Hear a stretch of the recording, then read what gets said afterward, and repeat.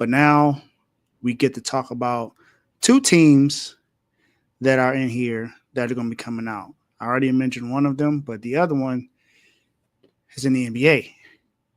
And they were recently put in here, I believe, the last time I was in here because of something that happened with them firing their head coach. And that's the Sacramento Kings. Sacramento Kings are now out of the doghouse, y'all. They have won 8 of their last 10 games. And before that Milwaukee game, they were on a 7-game win streak. The Kings, without Mike Brown, were on a 7-game win streak.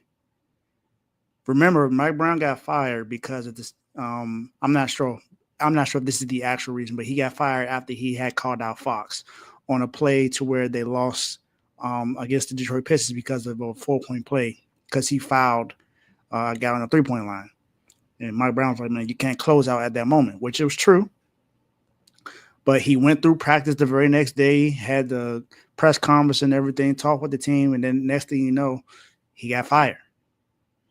And to me, it seems sudden. But Doug Christie, who's the interim coach, this is his second time being the interim coach with the Sacramento Kings. You know, he said that he felt like he got unfinished business here.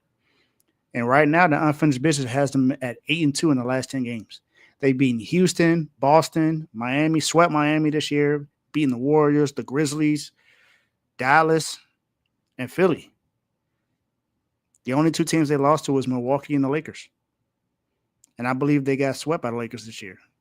So, other than that, they're playing really good. And then the Rockets are the number 2 team in the West right now. So that's really good.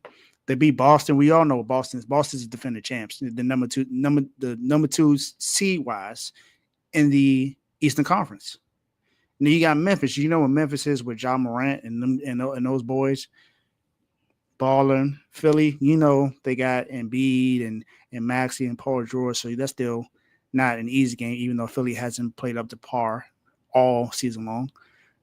Then you got Dallas, you know, Luka and Kyrie and those guys. But the Kings, man, are playing really good basketball right now to put themselves back in position to compete in the Western Conference.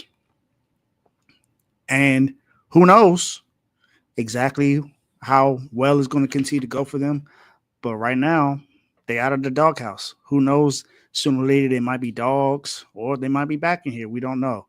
But they have, you know, they should be feeling good about themselves right now. Like I said, winning 8 of the last 10 games.